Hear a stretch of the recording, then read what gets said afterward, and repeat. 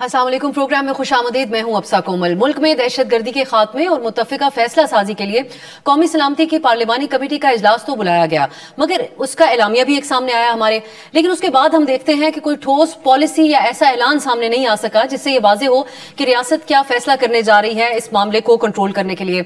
और अब हुकूमती इत्तेहाद के अंदर से ही हम देख रहे हैं कि वजीर आजम को कौमी सलामती की पार्लिमानी कमेटी का एक और इजलास बुलाने का मशवरा दिया जा रहा है, जिससे ये सवाल उठता है कि क्या पहला इजलास अपने मकासद हासिल कर पाया या नहीं। एक सवाल यह भी है कि हुकूमत ऑल पार्टीज कॉन्फ्रेंस और तमाम जो स्टेक होल्डर्स हैं उनका इजलास बुलाने से क्यों हिचकिचा रही है। हालांकि वजीर आला बलूचिस्तान की तरफ से वजीर आजम को यह मशवरा दिया गया कि तमाम स्टेक होल्डर्स की ऑल पार्टीज कॉन्फ्रेंस बुलाकर एक मुश्तरका पॉलिसी मंजूर की जाए। फैसला साजी न होने की वजह से खैबर पख्तूनख्वा में हमले और बलूचिस्तान में अदम इस्तेहकाम बढ़ रहा है। सूबे की कौम परस्त जमातें मियां नवाज शरीफ से एक अपना किरदार अदा करने की दरख्वास्त कर रही हैं, मगर 3 बार के वजीर आजम रहने वाले मियां नवाज शरीफ बिल्कुल एक चुप का रोजा रखे हुए हैं। अब जो उनकी जमात है वो भी इस इंतजार में है कि मियां नवाज शरीफ क्या पॉलिसी देंगे, पॉलिसी बयान उनकी तरफ से क्या दिया जाएगा। दूसरी तरफ हम देख रहे हैं वजीर आला खैबर पख्तूनख्वा अली अमीन गंडापुर हुकूमत से ये जो तमाम दहशतगर्दी का मलबा है ये वफाकी हुकूमत की ऊपर डाल रहे हैं, और इसके लिए एक जवाब उनकी तरफ जो पेश किया जा रहा है वो उसको इसके अराउंड रखते हैं कि शहबाज हुकूमत अफगानिस्तान से मुज़ाकरात में एक रुकावट बनी हुई है, जिसकी वजह से दहशतगर्दी के वाकयात में इजाफा हो रहा है। साथ ही वजीर आला गंडापुर ने हाल ही में ये इंकशाफ भी किया कि रियासत अब भी गुड तालिबान और बैड तालिबान की पॉलिसी पर अमल पैरा है। अब जो सूबाई हुकूमत है वो तो विफाक को मुर्द इल्जाम ठहरा रही है, मगर अगर हम ओवरऑल जो बातचीत हुई उसके अंदर आर्मी चीफ का बयान देखें तो उन्होंने कमजोर गवर्नेंस को दहशतगर्दी में इजाफे की एक बड़ी वजह करार दिया। तमाम चीजों को हम आज डिबेट करेंगे तफसीली तौर पे, और बिलखसूस ये बात होगी कि जाफर एक्सप्रेस पर हमले के बाद रियासती सतह पर यह कहा गया कि रूल्स ऑफ द गेम अब बदल चुके हैं, तो नए रूल्स क्या होंगे। फिर गवर्नेंस और इंतजामी अमूर के हवाले से खैबर पख्तूनख्वा और बलूचिस्तान में किन तब्दीलियों की जरूरत है, हुकूमत को आगे मुश्तरका तौर पे क्या पॉलिसी अपनानी होगी, इसके ऊपर हम बात करेंगे। और इसके लिए हमने खुसूसी मेहमानों को आज के प्रोग्राम में दावत दी है। इस्लामाबाद स्टूडियो में मेरे साथ तशरीफ फरमाए सीनियर सहाफी और तज्जियाकार जनाब ताहिर खान साहब, हमें ज्वाइन कर रहे हैं दानियाल अजीज साहब, सीनियर पॉलिटिशियन हैं, समर हारून बिलोर साहबा हमारे साथ हैं, रहनुमा ANP। बहुत बहुत शुक्रिया आप तीनों का। ताहिर साहब, मैं जिस अंदाज में आप लोग बैठे हुए हैं ऐसे ही गुफ्तगू का फिर आगाज करती हूँ। एक ये जो कॉन्फ्रेंस हुई इसके एतबार से ये नजरें तो थी, ऑपोजिशन से PTI इसमें शरीक ना हुई, ये समझते हुए कि इसमें कोई बहुत बड़ा फैसला हो जाएगा और हम उसका हिस्सा नहीं बनना चाहते। एलामी आया लेकिन कोई वाज़ेह पॉलिसी सामने नहीं आई। आपकी नजर में मकासद हासिल हुए या अभी जरूरत है इसके ऊपर और सर जोड़ के बैठने की? बहुत शुक्रिया मुझे दावत देने की और मेहमानों की इजाज़त से, क्योंकि आपने मुझे दावत दी है। मेरे ख्याल में बड़ी नाकामी तो उस वक्त हुई कि जब PTI ने उसमें शिरकत नहीं की, और उनका मुतालबा इतना मुश्किल नहीं था कि ठीक है इमरान खान को तो लाया नहीं जा सकता था, लेकिन अगर वो कुछ दरमियाना रास्ता निकाले, उनका ये भी मुतालबा था कि उनको इजाज़त दी जाए कि उनसे मुलाकात करें सुबह 11 बजे से पहले और उनसे मशवरा कर लें। कभी कभी मुमकिन है कि उसमें उनका सियासी एक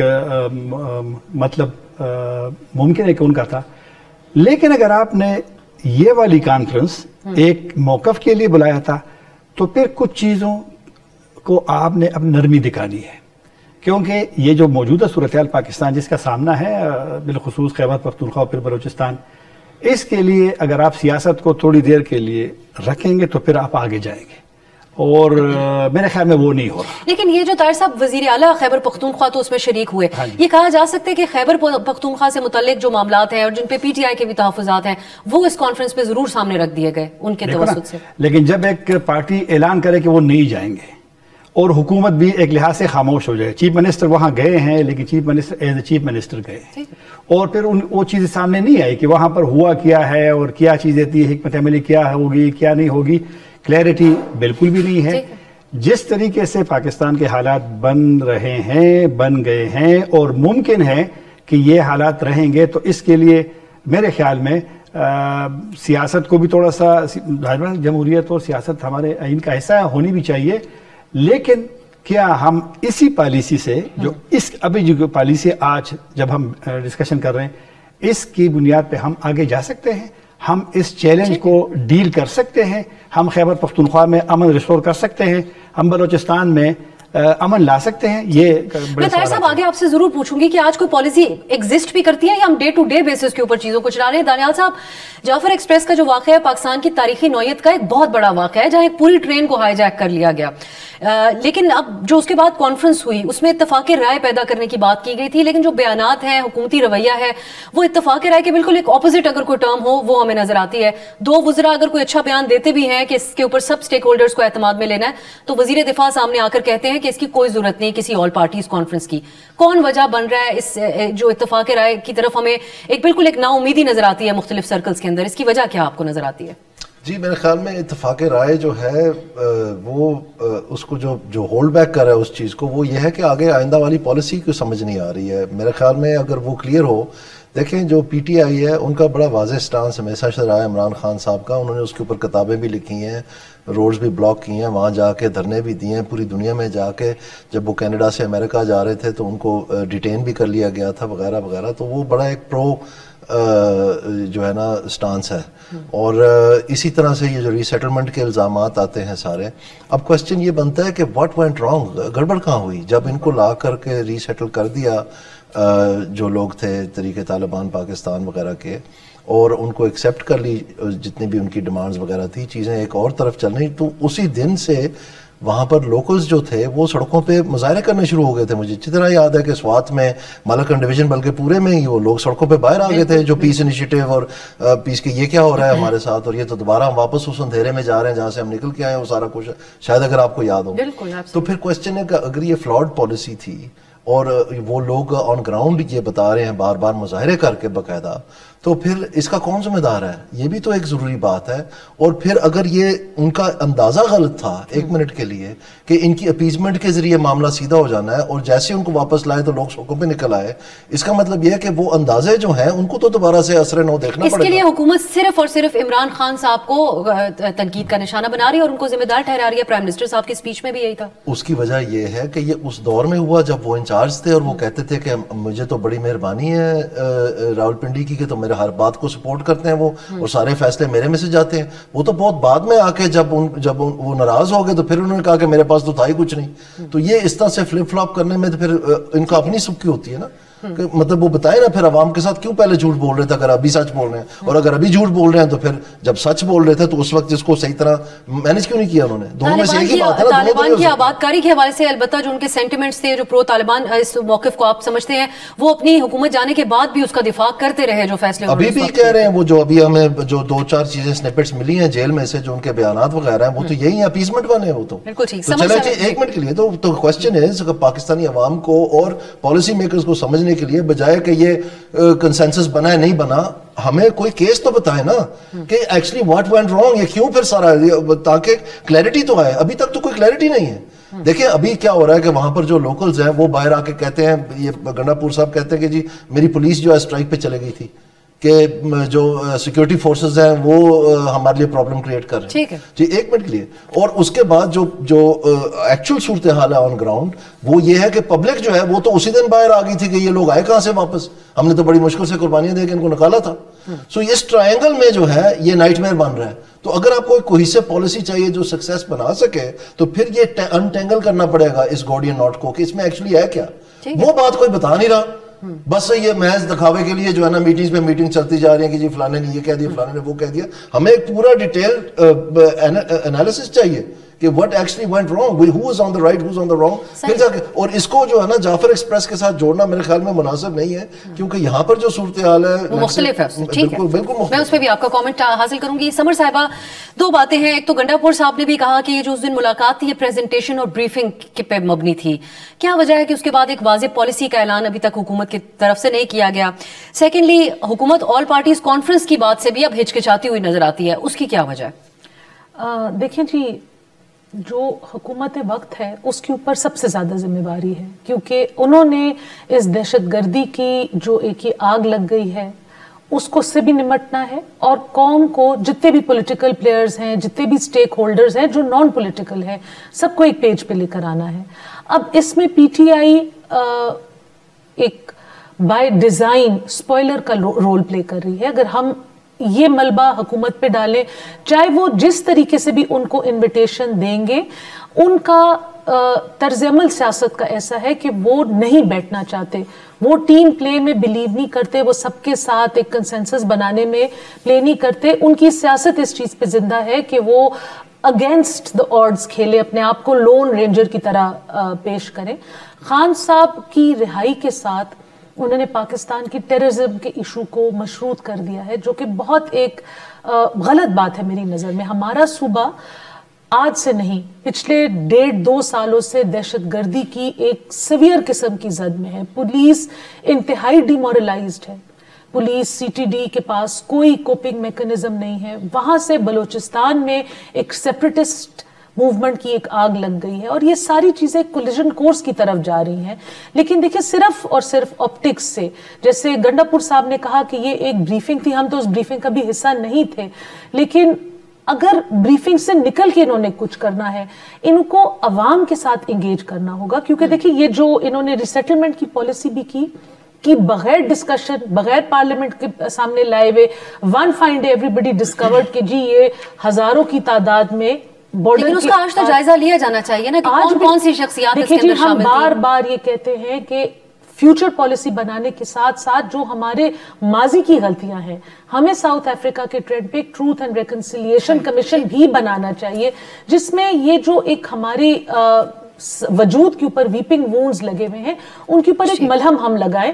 جو غلطیاں جس نے کی ہیں, غلطی کا اب کچھ ہو نہیں سکتا, وہ ہمارے ماضی میں رہ گئی ہیں, لیکن at least we can apply the blame, people can forgive, people can move on. لیکن جس نے غلطی کی ہے, چاہے وہ ادارہ ہو, چاہے وہ حکومت ہو, چاہے وہ فرد واحد ہو, اس کا تعین کرنا چاہیے تاکہ ایٹ لیسٹ فار فیوچر ہمارا ٹروتھ اینڈ ریکنسیلیشن کمیشن کے حوالے سے ایمل ولی بھی مطالبہ آن دا ریکارڈ کر چکے ہیں. اب طاہر صاحب, جو وزیر اعلیٰ گنڈا پور کی طرف سے دعویٰ کیا گیا کہ ابھی بھی گڈ طالبان اور بیڈ طالبان والی سوچ ایگزسٹ کرتی ہے, یہ پالیسی ایگزسٹ کرتی ہے, یہ دعویٰ حقیقت کے کتنا قریب ہے؟ یہ سوچ تو ابھی بھی ہے, اور آپ کو یاد ہوگا کہ کچھ ایکشن صوبائی حکومت نے لیا بھی ہے. بنو میں ان کے دفاتر کھلے تھے, وہ بند کروائے تھے, کچھ لوگوں کو اریسٹ کیا گیا تھا, لیکن اس پہ تھوڑی سی ناراضگی بھی ہوئی تھی. جو سو کارڈ گڈ طالبان کے حامی سوچ ہے, یہ تو ختم کرنا پڑے گا نا. اگر آپ کہہ رہے ہیں کہ یہ ملیٹنسی ہے, یا ابھی جو نیا اصطلاح آ گیا ہے فتنۃ الخوارج کا, تو پھر تو اگر وہی سوچ ہے, وہی فکر ہے, تو پھر تو مطلب پھر ایک ہے نا سر. یہ جو خرابیاں پیدا ہوئی ہے اسی سوچ کی بنیاد پہ پیدا ہوئی ہے کہ وہ اچھا ہے, وہ برا ہے, وہ اور ہماری بڑی بدقسمت ایک اور بھی ہے نا کہ ہم ماضی سے سبق نہیں سیکھ سکتے. ہم نے اپنی غلطیوں سے سبق نہیں سیکھا. کہ آپ بار بار کہہ رہی ہیں نا کہ پالیسی نہیں بنی, یہی تو مسئلہ ہے نا کہ آپ کی سوچ اگر ہو کہ پاکستان میں حالات تبدیل کرانے ہیں تو میرے خیال میں مشکل کام ہے. یہ پالیسی سٹیٹمنٹ ہو سکتا ہے کہ اب رول آف دا گیم تبدیل ہو چکے ہیں. نہیں, وہ تو کیا, چلو مان لیے کہ تبدیل ہو چکے, کیا ہم مسئلے کے حل کی طرف جا رہے ہیں؟ یہ بھی ایک سوچنا ہے نا. یا اس وقت آج تک جب آپ کے پروگرام میں ہم بیٹھے ہوئے ہیں, جو پالیسیاں اڈاپٹ کی گئی ہے, آیا مسائل حل ہوئے کہ مسائل پیچیدہ ہوئے ہیں؟ تو لہذا اس پہ تو سوچنا ہے, لیکن سوچے گا کون؟ یہ جو جس طرح کے کورٹس میں بھی کبھی کبھی کہتے ہیں کہ جی یہ پبلک ہو اور لوگ سنیں کہ عدالتوں میں, سپریم کورٹ میں, ہائی کورٹ میں کیا ہو رہا ہے. میرے خیال میں یہ جو پارلیمانی پارٹی کا اجلاس ہوا ہے سیکیورٹی کا, یہ بھی اوپن ہونا چاہیے تھا. عوام کو عوام ہی ختم ہو رہے ہیں. بنو میں جو بڑا حملہ ہوا حالیہ, اس میں تو 13 تو عام لوگ شہید ہوئے. تو لہٰذا اگر عام لوگ, یہ جو آپ بار بار بات کریں نا پاسون, یہ لوگوں نے مظاہرے, جو دانیال صاحب نے مثال دی, وہ اصل میں سوات میں اشارہ دے رہا تھا کہ جب اکتوبر میں طالبان آ گئے تھے تو پھر لوگ نکلے, پھر شہر نکلتے تھے, اور وہ شہر جب نکلتا تھا منگورا یا بنو, یہ سب کے لیے پیغام ہوتا ہے. یہ ٹی ٹی پی کے لیے بھی ہوتا ہے اور یہ ریاستی اداروں کے لیے بھی ہوتا ہے. لیکن میں جب دیکھتا ہوں تو سنجیدگی بالکل بھی نہیں ہے. مطلب ہے کہ لوگ جانیں ضائع ہو رہی ہے. لیکن اگر سنجیدگی ہوتی تو ٹی ٹی پی کا مسئلہ حل ہو سکتا ہے. پروگرام میں بھی وقت ہوا ایک بریک کا. بریک کے بعد خوش آمدید. ایک بات دانیال صاحب جو کہی گئی اس دن وہ یہ تھی کہ کب تک ہم گورننس کے جو گیپس ہیں اور خامیاں ہیں اس کو افواج کے خون سے بھرتے رہیں گے. آپ نے ہمیں اس سے پہلے کہا کہ بلوچستان کا مسئلہ یہ اکثر مختلف ہے جو خیبر پختونخوا میں دہشت گردی ہے, اور بالکل سمجھ میں بھی آتا ہے وہاں کے ڈائنامکس اور جو معاملات ہیں وہ مختلف ہیں. اس کے اوپر وہاں کے جو قوم پرست رہنما ہے وہ اب کھل کر بات بھی کر رہے ہیں اور چیزیں ڈسکس ہو رہی ہیں. آپ کی نظر میں یہ درست تشریح ہے کہ گورننس کی خامیاں ہیں جو بڑی وجہ بن رہی ہیں اس دہشت گردی کی؟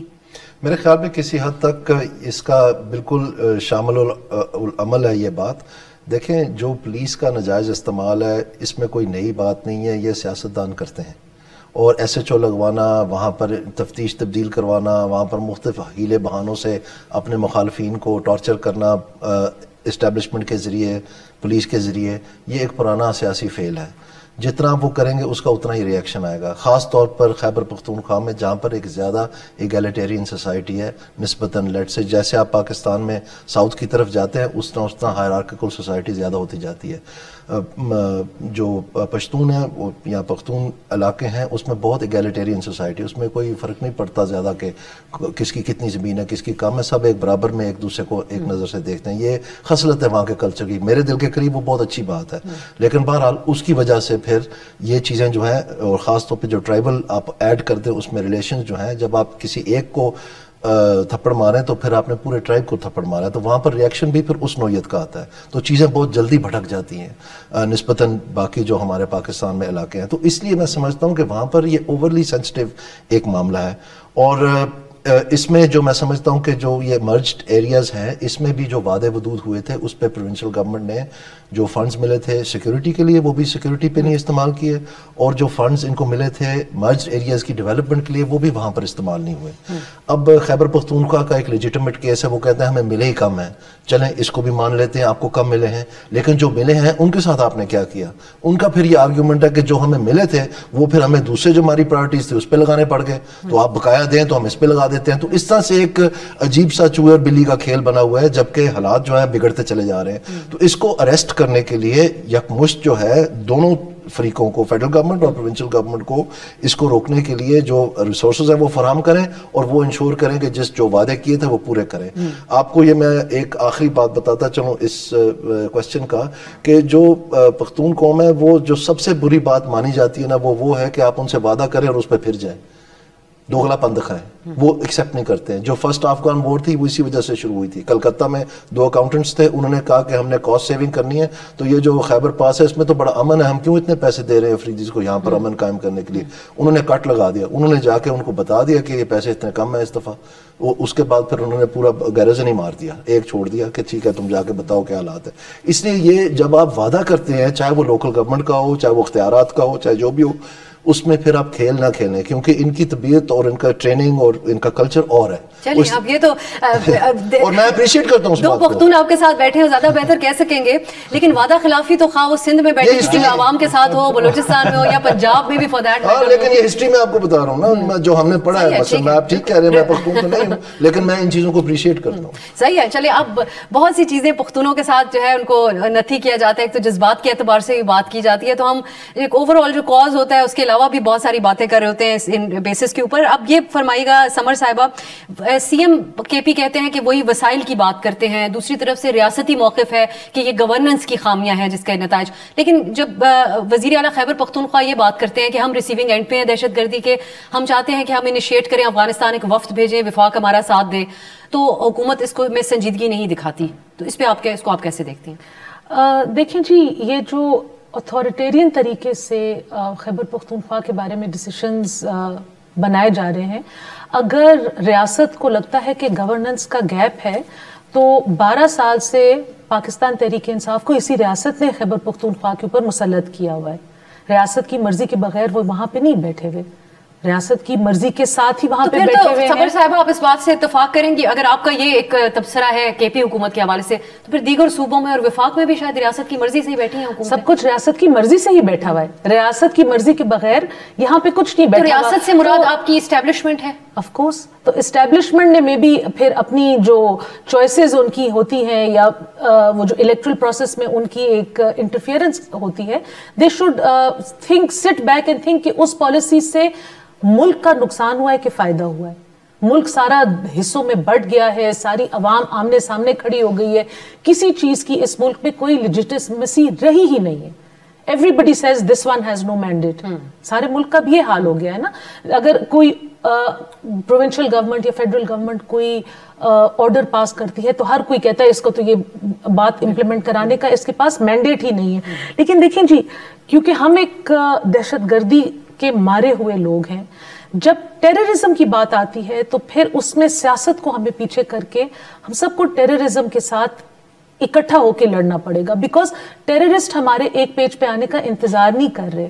وہ انتظار نہیں کرے کہ اب اسلام آباد میں گورننس کا گیپ ختم ہو جائے، خان صاحب جیل سے رہا ہو جائیں، وہ جو ساری باتیں جو ہمارے سیاستدان کر رہے ہیں، ٹیررسٹ وہ باتیں نہیں کر رہے. وہ اپنا موقع دیکھ رہے ہیں، وہ انفیکٹ گیپ دیکھ رہے ہیں گورننس میں، سیکیورٹی میں، ہماری انٹیلیجنس میں، اور وہ بار بار ہم پہ حملہ کر رہے ہیں. اور اس حملوں میں سیکیورٹی فورسز کے بھی جوان شہید ہو رہے ہیں، لیکن عوام بھی شہید ہو رہی ہے، عوام کا بھی اس میں خون جا رہا ہے. تو دیکھیں، اگر سب جو سٹیک ہولڈرز ہیں وہ سیریس ہیں تو اس میں 2 پرونگڈ اٹیک ہونا چاہیے. ایک تو جی سب کو اکٹھا بیٹھ کے نیشنل ایکشن پلان کے اوپر جس کو کہتے ہیں عمل کرنا چاہیے. اس کے اوپر ایک کنسنسس آیا ہوا ہے، ہم اس کنسنسس کو فالو نہیں کرتے، دیٹ از آر مسٹیک، اور ہم اس کو پرسیو نہیں کرتے. دوسری بات یہ کہ ہماری جو عوام ہے، اسپیشلی جو ینگسٹرز ہیں، وہ بہت زیادہ کیونکہ ہمارے پولیٹیکل پروسیس میں بہت انٹرفیئرنس ہوئی ہے، نیشنلزم کی پالیٹکس کو دیوار سے لگایا گیا ہے. پورے پاکستان میں اگر آپ دیکھ لیں، ان کے اوپر حملے ہوئے ہیں، ان کو قتل کیا گیا ہے، ان کو جیل کیا گیا ہے، ان کی پالیٹکس کو توڑ مڑوڑ دیا گیا ہے. لیکن جو نیشنلزم کی پالیٹکس جو ایشوز لاتے تھے، وہ ایشوز تو ابھی بھی رہتے ہیں نا، اور اب وہ آہستہ آہستہ سیپریٹسٹ وہ ایشوز اٹھا رہے ہیں. نیشنلزم میں اور سیپریٹزم میں بہت بڑا فرق ہے. تو دیکھیں، یہ جو بلوچستان اور خیبر پختونخوا کے پیریفری ایریاز کے لوگوں کی ایک احساس کمتری ہے. وفاق کو چاہیے کہ وہ ایک سٹیپ بڑھائیں. بلوچستان کی عوام جو اپنے گیس کے ذخائر کے بارے میں ان کی جو شارٹ کمنگز ہیں ان کو ایڈریس کریں. پختونخوا کی جو عوام کہتے ہیں کہ ہمارے منرلز، ہمارے ریسورسز، ہمیں اس میں کچھ رائٹ ملنا چاہیے. پروگرام میں ابھی وقت ہوا ایک بریک کا.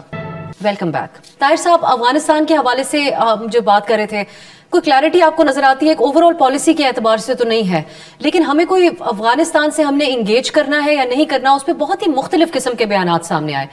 اگین مجھے وزیر دفاع کو کوٹ کرنا پڑے گا کیونکہ وہ ریلیونٹ منسٹر ہیں اس حوالے سے. انہوں نے کہا پاکستان کے اندر جہاں سے کارروائیاں ہوں گی ہم بھی ان کے خلاف کارروائی کرنے کا حق محفوظ رکھتے ہیں. پھر جو کے پی حکومت کے اوپر ایک تنقید تھی کہ وہ اپنا وفد کیوں بھیجنا چاہتے ہیں مذاکرات کے لیے، لیکن پھر پاکستان کے نمائندے صادق خان صاحب امریکی وفد کے وزٹ کے فوری بعد وہ بھی افغانستان جاتے ہیں. اس کی جو اعلامیہ سامنے آتا ہے اس میں سیکیورٹی ایشوز کا کوئی ذکر نہیں ہوتا، لیکن راہداری کا، اقتصادی امور کا ذکر ہوتا ہے. سو آپ کو پاکستانی حکومت کی اس وقت کوئی پالیسی نظر آتی ہے کہ افغانستان ہمارا دوست ہے، صرف پڑوسی ہے، ہم نے بات کرنی ہے نہیں کرنی، یہ ہمارا سب سے بڑا سیکیورٹی چیلنج ہے اس وقت؟ صادق صاحب کے دور سے شروع کروں گا. اصل میں جب یہ گئے تھے دسمبر 23 کو تو 24 کو پاکستان نے اسٹرائک کر دیے تھے اور یہ وہاں موجود تھے. نائب وزیر اعظم کے ساتھ ملاقات ہو رہی تھی شام میں، تو ایک تلخی پیدا ہو گئی تھی اور پھر پاکستان کی خواہش تھی کہ دوبارہ اس کو بحال کیا جائے اعتماد کو. تو یہ دورہ پہلے سے طے تھا. یہ امریکی وفد کے ساتھ اس کا میرا نہیں خیال کہ کوئی وہ ہے، لیکن صادق صاحب نے 28 فروری کو بھی جانا تھا، پھر وہ جہاز موسم خراب تھا نہیں جا سکے.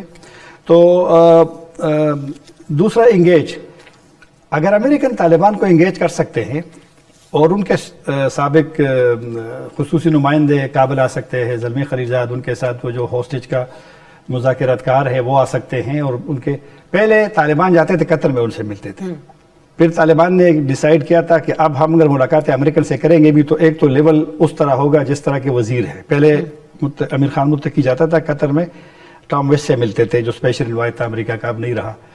لیکن طالبان نے فیصلہ کر لیا کہ اب برابری کی بنیاد پہ تو وہ لوگ آ گئے یہاں پہ.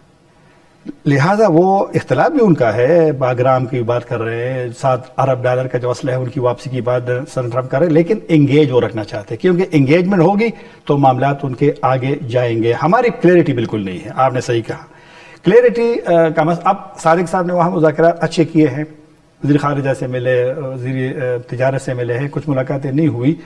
اب یہاں سے جواب جانا ہے جو وہاں پر ایک مفاہمت ہوئی ہے. ٹی ٹی پی سب سے بڑا مسئلہ تھا ایجنڈے پہ، یہ اگر بیان میں نہیں آیا تو فوراً یہ دونوں طرف سے اعلامیہ میں یہ بات نہیں آئی، افغان حکومت کے اعلامیہ میں بھی نہیں آئی. ٹی ٹی پی پہ ڈسکشن ہوئی ہے، جو میری یہاں اور کابل میں بات ہوئی ہے، وہ لوگ کہہ رہے ہیں کہ ان کو وقت دیا جائے اس مسئلے کے حل میں. بلوچستان پہ بات ہوئی ہے بی ایل اے پہ. بی ایل اے کا ممکن ہے کہ پاکستان کو کچھ نہ کچھ وہاں سے تعاون ہو، کیونکہ بی ایل اے کے لوگ کا جس طرح کے دانیہ صاحب نے کہا کہ وہ الگ ایشو ہے، آپ نے بھی بلکہ کہا، اور ٹی ٹی پی کا الگ ایشو ہے. تو شاید کہ کچھ نہ کچھ ان کو وہاں سے ملے. لیکن مسئلہ اب یہ ہے سیکیورٹی کا بار بار ذکر ہو رہا ہے.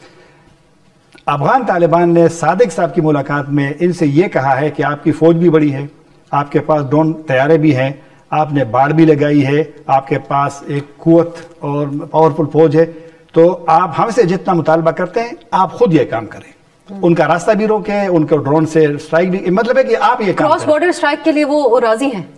مطلب ہے کہ ان سے کہا ہے کہ بھائی اگر آپ کے پاس اتنی قوت ہے, آپ کی فوج اتنی بڑی ہے, آپ نے اربوں روپے پہ فینسنگ کی ہے, باڑ لگائی ہے, اب تو پاکستان ڈرون استعمال کرتے ہیں نا کافی سارا, تو آپ کے پاس ڈرون ہے, تو جتنی توقع ان سے کرتے ہیں کہ ان کا راستہ روکے, تو مطلب ہے کہ آپ کے بھی کچھ ذمہ داری بنتی ہے. بنو میں اگر حملہ ہوتا ہے تو اس کے روکنے کی ذمہ داری کس کی ہے؟ ہماری ہے نا. بشام میں اگر حملہ ہوا چائنیز پہ تو ذمہ داری کس کی ہے؟ لیکن یہ جو سرزمین استعمال ہونے دینے کا الزام ہم افغانستان کی حکومت پہ لگاتے ہیں, اس سے آپ کیا مراد لیتے ہیں؟ نہیں, اس سے یہ مراد لیتے ہیں کہ ان کی یہ جو ہماری جو فوج کہتے ہیں یا یہاں پہ جو لوگ کہتے ہیں کہ ان کی جو تمام لیڈرشپ ہے وہ وہاں ہے, ان کی تمام جو شورا ہے, ان کی جو وہاں اجلاس ہے, ان کی جو پلاننگ ہے, جس طریقے سے یہ جعفر ایکسپریس کا ہوا, تو ISPR کے بیان میں بھی تھا اور وزارت خارجہ کے بیان میں بھی تھا کہ تمام ایونٹ کے دوران ان کے پلانر, یہ ان کا بیان ہے کہ ان کے پلانر افغانستان میں تھے. انہوں نے کہا نہیں تھے, وہ کہہ رہا بلوچ وہاں نہیں ہے, وہ یہ کہتے ہیں. تو جو ایک کلیش ہے موقف کا, اس کو حل کرنے کے لیے اعتماد ضروری ہے. وزیر دفاع کے بیان کا آخری نقطہ جو تھا, جتنی غیر ذمہ داران ہمارے کچھ وزراء ہیں, میں بڑی بدقسمتی سے کہہ رہا ہوں, میں آپ کو ایک چھوٹی سی مثال دیتا ہوں. یہ کہہ رہے ہیں ہم اسٹرائک کریں گے, تو اگر اسٹرائک آپ نے کرنی ہے تو اس کو پہلے سے ڈنڈورا کیوں پیٹتے ہیں؟ آپ نے کی ہے نا اسٹرائک پہلے. یہ 2022 میں جون میں اس وقت طالبان سے مذاکرات جاری تھے. عمران خان کی حکومت تو اپریل میں ختم ہوئی تھی نا 2022 میں. میں وزیر داخلہ سے ملا, سراج الدین حقانی سے, جو کہ میزبان تھا. اس نے اس وقت مجھے رانا ثناء اللہ کے بیان کا ذکر کیا تھا جب وزیر داخلہ تھے, اس وقت کی بات ہے 2022 کی. تو یہ غیر ذمہ دارانہ بیانات, غیر سنجیدہ بیانات, یہ ہاں اگر آپ نے افغان طالبان کی حمایت لینی ہے, اس کے سپورٹ لینی ہے مسئلے کے حل میں, تو پھر تو ٹھیک ہے. لیکن اس کی کیا وزیر دفاع کا بیان سے آپ کا مسئلہ حل ہو جائے گا؟ تو یہ غیر سنجیدگی اور آپ کہتے ہیں کہ نوٹس میں لیے جاتے ہیں تمام بیانات. اس میں جو ہم امریکہ کے وفد کی افغانستان آمد کے حوالے سے بات کر رہے تھے اور آپ نے کہا کہ وہ امریکہ انگیج کرنا چاہ رہا ہے, اس کا ایک اشارہ اس سے بھی ملتا ہے کہ امریکہ کی طرف سے اینول تھریٹ اسیسمنٹ رپورٹ جو حالیہ دنوں میں جاری ہوئی ہے اس وفد کی آمد اور ملاقاتوں کے بعد, اس کے اندر افغانستان کا ذکر نہیں ہے, جس میں جہاں بتایا گیا کہ امریکی جو انٹرسٹ ہے ان کو جو ممالک چیلنج کر رہے ہیں اس میں نارتھ کوریا, چین, رشیا, ان ممالک کا ذکر ہے, ایران کا ذکر ہے, لیکن افغانستان کا ذکر نہیں. ویلکم بیک داریال صاحب. اب ایک اور جو چیز ڈیبیٹ میں رہی, ایک ذکر رہتا ہے ہر کچھ عرصے کے بعد, یہ ذکر ختم ہونے کے بعد پھر ایک بار چھڑتا ہے, اور وہ میاں نواز شریف صاحب کا ہے. اختر مینگل صاحب کی طرف سے بھی یہ مطالبہ کیا گیا کہ میاں صاحب اپنا کوئی رول پلے کریں اس ساری سچویشن کے اندر. مولانا صاحب نے بھی ایک کہا, لیکن ہمیں نظر آ رہا ہے کہ وہ بالکل ایک میاں صاحب خاموش ہیں, بالخصوص اس میٹنگ کے اندر بھی وہ نہیں آئے تھے. اس کی آپ کو کیا وجہ نظر آتی ہے, اور آپ سمجھتے ہیں کہ اگر وہ یہاں پر آ کر کوئی ایسا بیان دیں تو ایک بہتر فضا, ایک ماحول پیدا کر سکتا ہے؟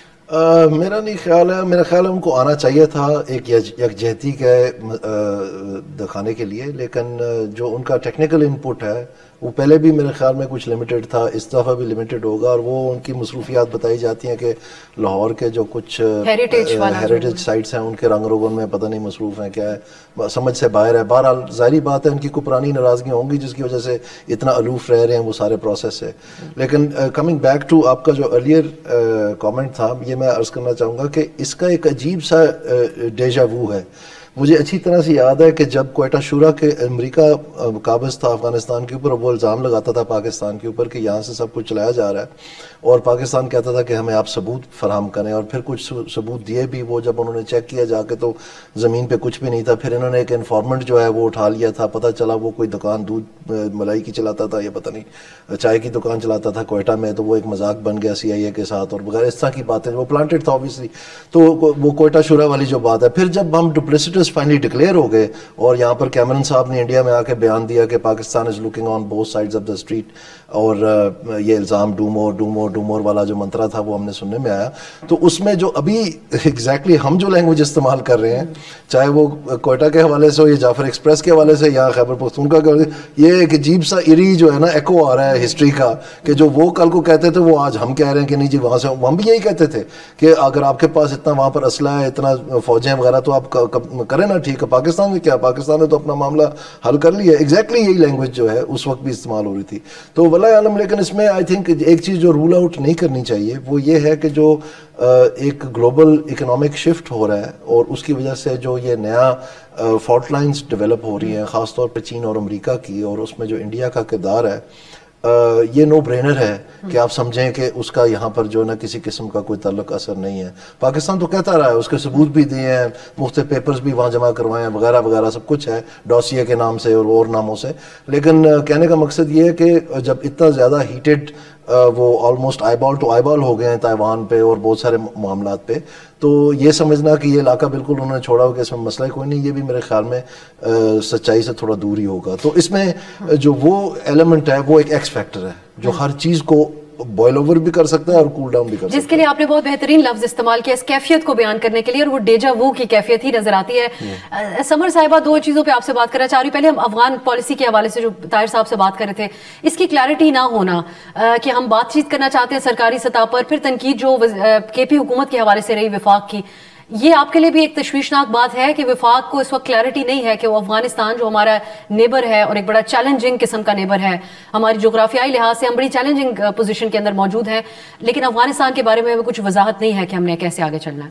دیکھیے جی, ہماری افغان پالیسی انتہائی کنفیوزڈ ہے, اور اس کنفیوژن کا فائدہ بار بار پاکستان کے جو دشمن عناصر ہیں وہ لے رہے ہیں. اس میں بہت زیادہ ہیومن ایلیمنٹ بھی انوالوڈ ہے, اس میں بہت زیادہ ہیومن سفرنگ بھی انوالوڈ ہے. ہم کبھی تورخم بارڈر کھول دیتے ہیں, کبھی ہم بند کر دیتے ہیں, کبھی ہم افغان ریفیوجیز کو نکالنے کی پالیسی بنا دیتے ہیں, کبھی ہم 30-33 ہزار فائٹرز کو پاکستان میں بغیر پارلیمنٹ کے کسی فورم میں ڈسکس کیے بغیر ان کو واپس لے آتے ہیں. We have a very confused policy and we don't have a study policy. ہماری پالیسی میں بہت بڑے بڑے آپ کہہ سکتے ہیں یو ایلیمنٹ ہے. ہم جاتے ہیں پھر اس بات سے ریٹریٹ کرتے ہیں, and I think there is a lot of mistrust on that side of the border also.